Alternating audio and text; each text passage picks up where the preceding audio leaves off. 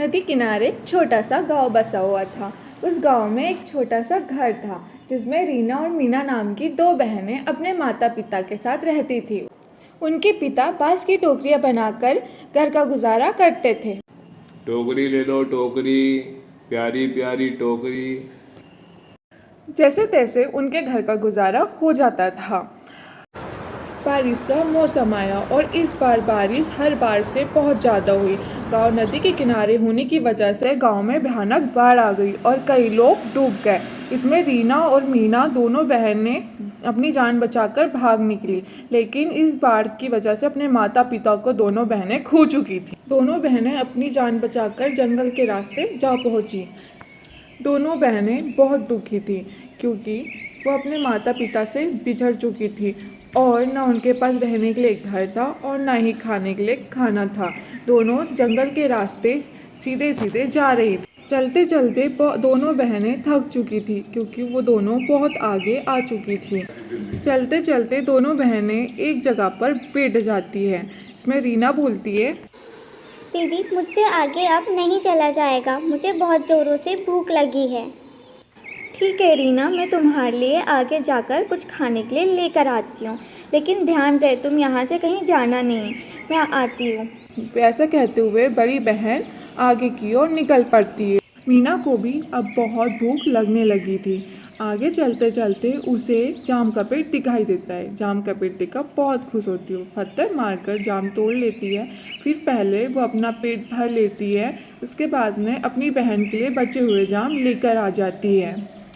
दीदी के जाम कितनी मीठे और स्वादिष्ट है, मेरी तो इससे सारी भूख ही मिट गई। दीदी मैं सोच रही थी क्यों ना हमारे पास रहने के लिए घर नहीं है तो हम बांस से अपना एक छोटा सा घर बना ले। हाँ बहन तुम सही कह रही हो, चलो दीदी हम बनाते हैं अपना घर। फिर क्या था, दोनों बहनों ने बांस इकट्ठे किए और घर बनाना शुरू कर दिया। दोनों बहनों ने बांस का सुंदर सा छोटा सा घर बना लिया। घर बनने के बाद दोनों बहनें सोचने लगती है कि अब हम हमारा दिन का गुजारा कैसे करेंगे। फिर बड़ी बहन को तरकीब सोचती है, क्यों ना मैं टोकरियाँ बना बना कर इसे बेचूं। फिर क्या था, दोनों बहनें बांस इकट्ठे करती है और दोनों बहनें सुंदर सुंदर बहुत सारी टोकरियाँ बना लेती है। टीना तुम घर के अंदर ही रहना, तुम कहीं जाना नहीं, मैं गांव में जाकर ये सारी टोकरियाँ बेचकर आती हूँ। टोकरी ले लो टोकरी, प्यारी प्यारी सुंदर सुंदर टोकरी, बांस की बनी हुई मजबूत टोकरियाँ ले लो टोकरी। ऐसा कहते हुए मीना अपनी टोकरी बेचने लग जाती है और धीरे धीरे उसके पास लोग इकट्ठा होने लगते हैं। बेटा कितनी प्यारी टोकरी बनाई है तुमने। हाँ हाँ, कितनी प्यारी टोकरियाँ है। मीना की धीरे धीरे सारी टोकरियाँ बिक जाती है। उस पैसों से दोनों बहनों के लिए वो खाना लेकर जाती है। दोनों बहनें आराम से खाना खाकर फिर सो जाती है।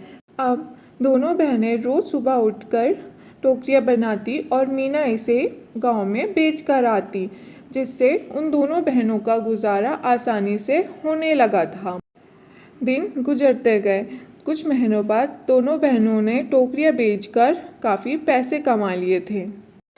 दीदी अब हमारे पास इतने पर्याप्त पैसे हैं कि हम पास वाले गांव में जाकर आसानी से अपना गुजारा कर सकते हैं। हाँ तुम सही कह रही हो, और तुम वहाँ से अपने स्कूल की पढ़ाई भी शुरू कर देना।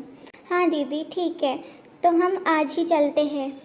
दोनों बात करते करते निकल पड़ती है।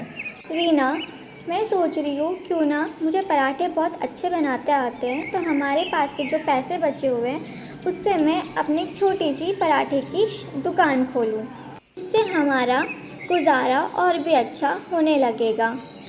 दोनों बहनें बातें करते करते पास के गांव पहुंच चुकी थी।